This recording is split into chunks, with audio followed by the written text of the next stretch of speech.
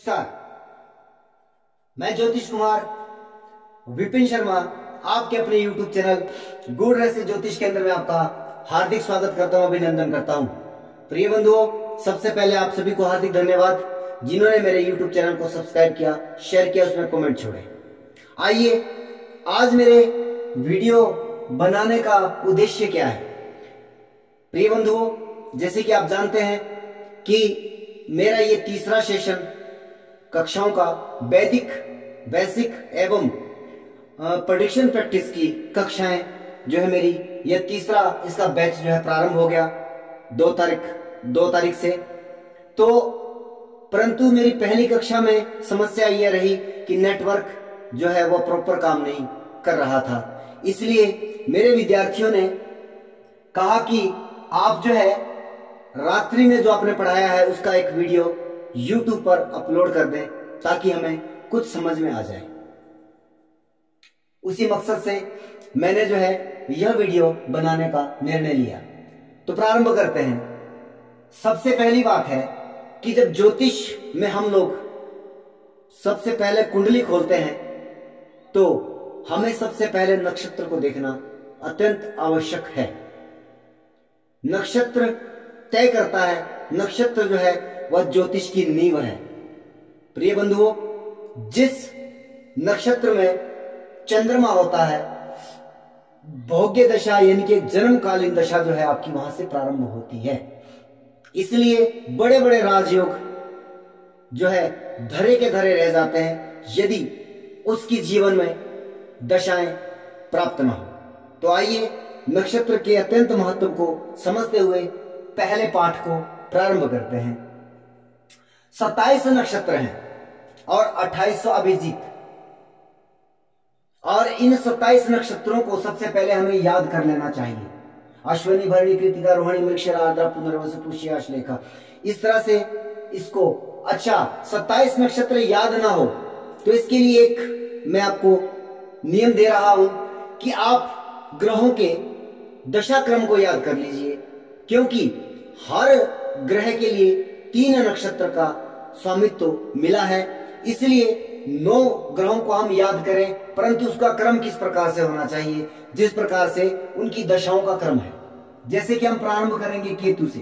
केतु, शुक्र, सूर्य, चंद्र, मंगल, राहु, गुरु, शनि और बुध, ये 9 ग्रहों के दशाओं का क्रम है। अब आप इससे अंदाजा लगा सकते हैं कि जो नक्षत्रों का क्रम है वह इस प्रकार से होगा। इसी प्रकार हम इसके 3 बैच बना लेंगे। फिर केतु से प्रारंभ करके बुध तक गणना करेंगे, फिर केतु से प्रारंभ करके बुध तक गणना करेंगे। इस प्रकार से हम जो इन नक्षत्रों को याद कर सकते हैं ठीक तरह से। अब उसके अगली कड़ी क्या है कि जब कभी कोई बच्चा पैदा होता है तो ज्योतिष को फोन किया जाता है कि आप जो है ये बताएं कि ये बच्चा जो है किस नक्षत्र में, इसका नक्षत्र कैसा पड़ा है।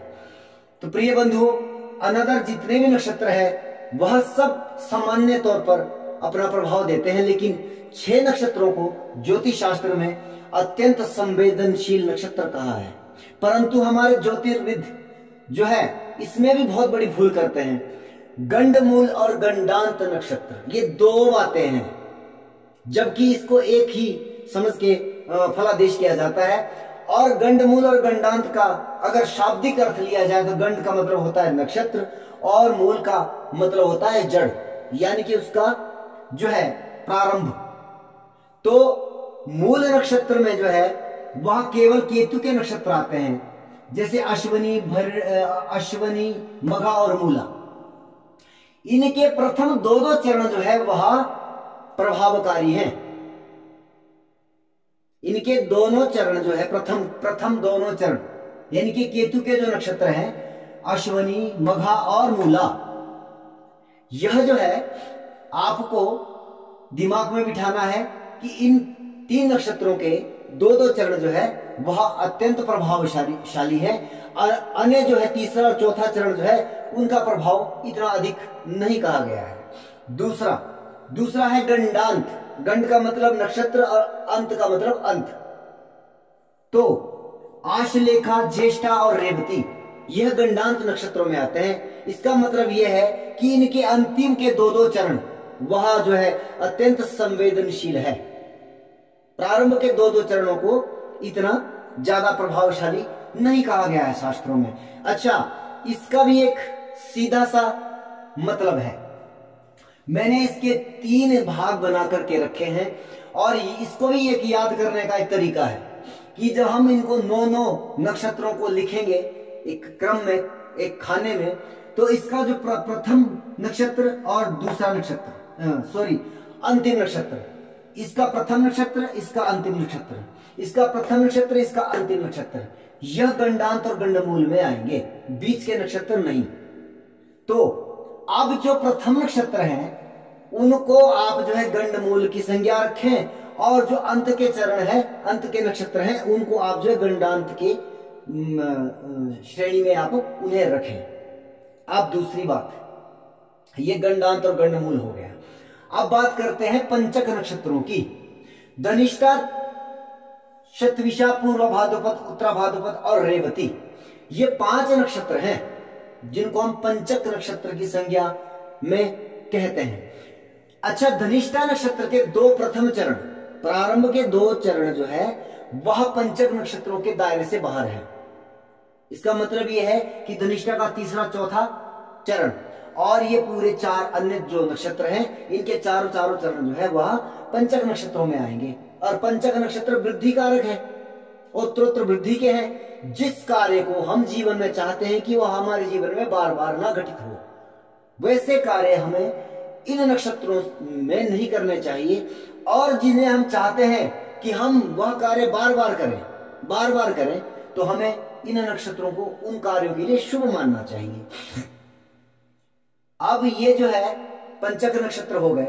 इसमें पंचक नक्षत्रों में भी जैसे किसी की मृत्यु हो जाती है तो वहां पर बहुत इसको अशुभ माना जाता है, अथवा वहां पर क्या किया जाता है कि जैसे कि गरुड़ पुराण तो लिखता है कि जब ये पंचक समाप्त हो जाए उसके बाद दाह संस्कार किया जाए, परंतु ऐसा संभव नहीं है, क्योंकि अगर धनिष्ठा में किसी की मृत्यु हो गई तो रेवती जाते जाते जो है इतने 5 नक्षत्रों को निकलने के लिए जो है लगभग 2.5 मतलब लगभग जो है 5 दिन का फर्क पड़ जाएगा। और 5 दिन में आपको पता है कि जो डेड बॉडी है वह डिस्ट्रॉय होनी शुरू हो जाती है। इसलिए शास्त्र में ही समाधान दिया गया है कि जितने नक्षत्र निकल गए हैं उन नक्षत्रों को घटा ले इन 5 में से, यानी कि मान लो 3 बचे हैं, तो आपको 3 कुशा के पुतले बना करके उसका विधिवत तरीके से जैसे जो है वह मुर्दे का दाह संस्कार किया जाता है, उसी प्रकार से उसका भी दाह संस्कार करें। यह रही बात पंचक नक्षत्रों की। अब इसमें जो है अभिजीत नक्षत्र भी एक बहुत महत्वपूर्ण कड़ी है। अच्छा, दूसरी जो चीज है कि आप जो है केवल इन नक्षत्रों के माध्यम से भी फलित कर सकते हैं, जिसको कहते हैं प्रश्न कुंडली।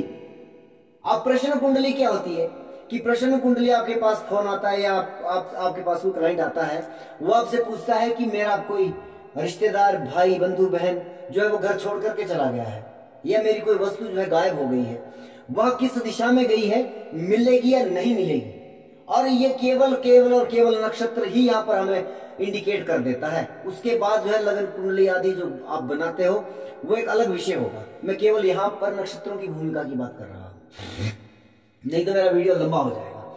अब मान लीजिए आपके पास प्रश्न आता है और जिस समय आपने कुंडली ड्रॉ की है, बनाई है, उस समय में चंद्रमा जो है वह पूर्वा भाद्रपद नक्षत्र में है, पूर्वा भाद्रपद नक्षत्र में है। आपने देखा कि सामने उत्तर दिशा, और यहाँ पर इसका परिणाम क्या है, अलाभ। यानी कि कहने का अभिप्राय यह है कि इस नक्षत्र में वस्तु जो गायब हो गई है या जो व्यक्ति घर छोड़ करके गया है उसके मिलने की संभावना नहीं है।